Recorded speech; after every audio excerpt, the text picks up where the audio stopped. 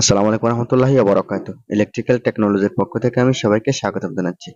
আপনি যদি আমার চ্যানেলে নতুন হয়ে থাকেন তাহলে আমার চ্যানেলটি সাবস্ক্রাইব করবেন, পাশে থাকা বেল আইকনটি বাজিয়ে দিবেন। আগে থেকে সাবস্ক্রাইব করে রাখলে অসংখ্য ধন্যবাদ।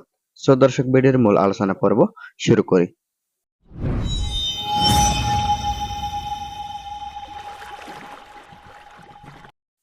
আজকে আমরা আলোচনা করব তাতাল গরম হয় না কেন এবং তাতাল যদি হাতে ধরি তখন শর্ট করে কেন। সো ভিউয়ার্স, এটা হচ্ছে একটা কমন সমস্যা। প্রথমত আমাদের আয়রনের সমস্যা হয়ে থাকে, লিড গলে না, রাং ধরে না, এবং এর পরের সমস্যাটা হচ্ছে অনেকে আমরা তাতালের মধ্যে হাত দিতে পারি না এবং অনেক সময় দেখা যায় তাতালের কয়েল কেটে যায়, যার ফলে বডিতে কারেন্ট চলে আসে, তাতাল গরম হয় না।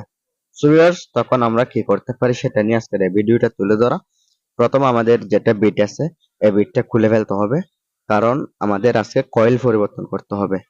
একটি তাতালের মধ্যে প্রথমে বডি থাকে, বডির পরে কয়েল, কয়েলের পরে একটা বিট থাকে। এই তিনটা কম্পোনেন্ট দ্বারা তৈরি করা হয় একটি আয়রন।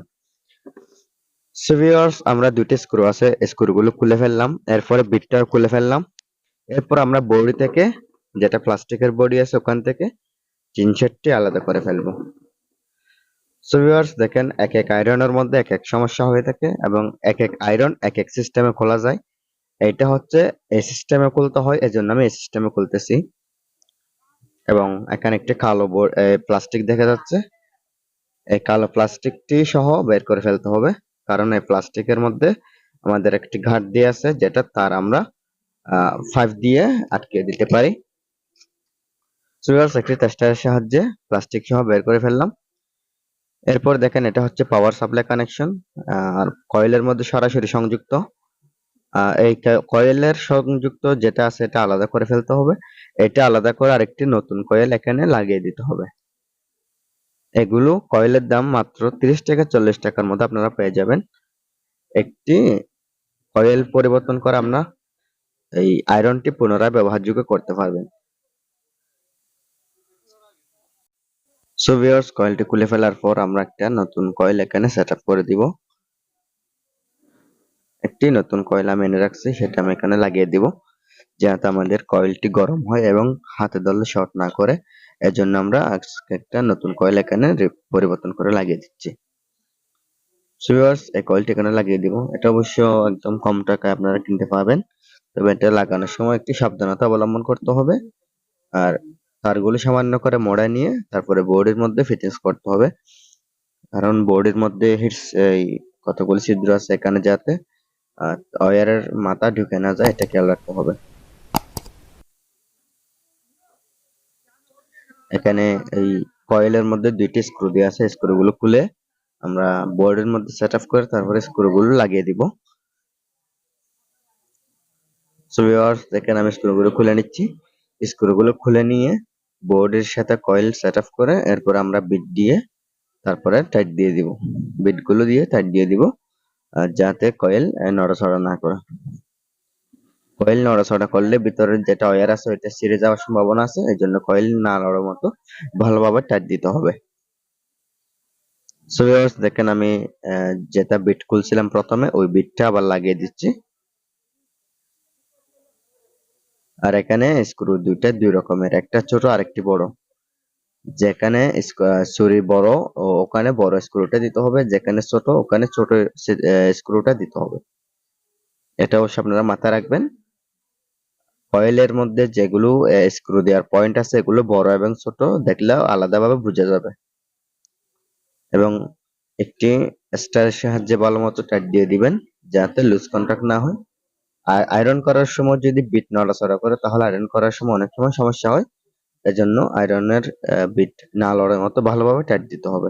এরপর এখানে আমাদের পাওয়ার সাপ্লাই কানেকশন এখানে লাগাবো। পাওয়ার সাপ্লাই কানেকশনের মধ্যে দুইটা পয়েন্ট আছে, একটা হচ্ছে নিউট্রাল আর একটা হচ্ছে ফেজ।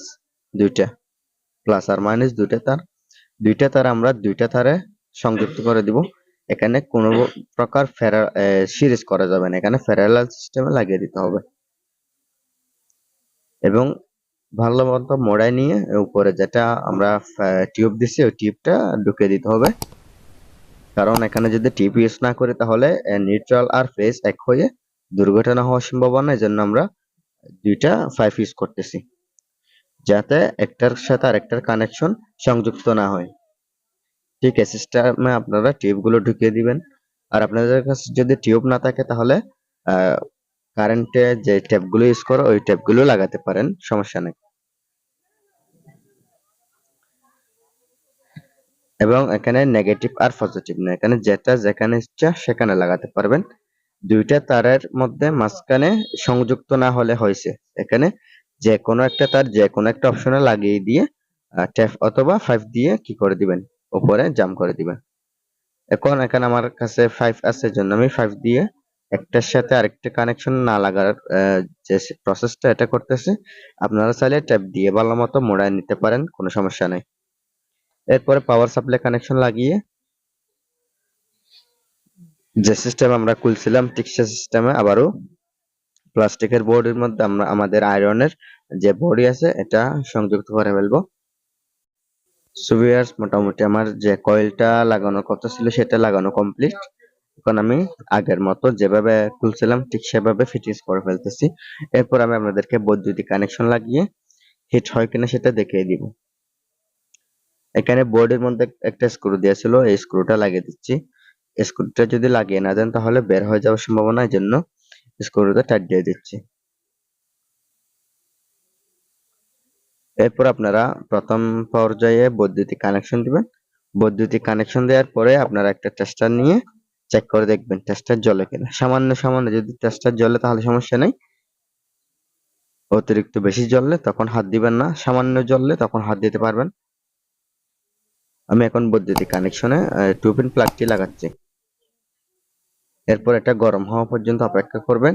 গরম হওয়ার পরে আপনাদেরকে আমি দেখিয়ে দিচ্ছি রেজনের মাধ্যমে হিট হয়েছে কিনা এটা যাচাই করে দিচ্ছি। সো ভিউয়ার্স দেখেন, আমার যেটা আয়রনের বিট আছে এটা রেজনে লাগানোর সাথে সাথে হিট হচ্ছে এবং ধোঁয়া উঠতেছে, এবং আমি আয়রনের কানেকশন বৈদ্যুতিক কানেকশনে লাগানো অবস্থা আমি হাত দিচ্ছি, দেখেন আমার হাত শর্ট করতেছে না। অবশ্যই এটা গরম, এজন্য আমি হাত ধরে রাখতে পারছি না, তবে এখানে শর্ট করতেছে না। কয়েল নতুন পরিবর্তন করে দেওয়ার জন্য কাজটা সম্পূর্ণ হয়ে গেছে। সো ভিউয়ার্স, ভিডিওটি ভালো লাগে লাইক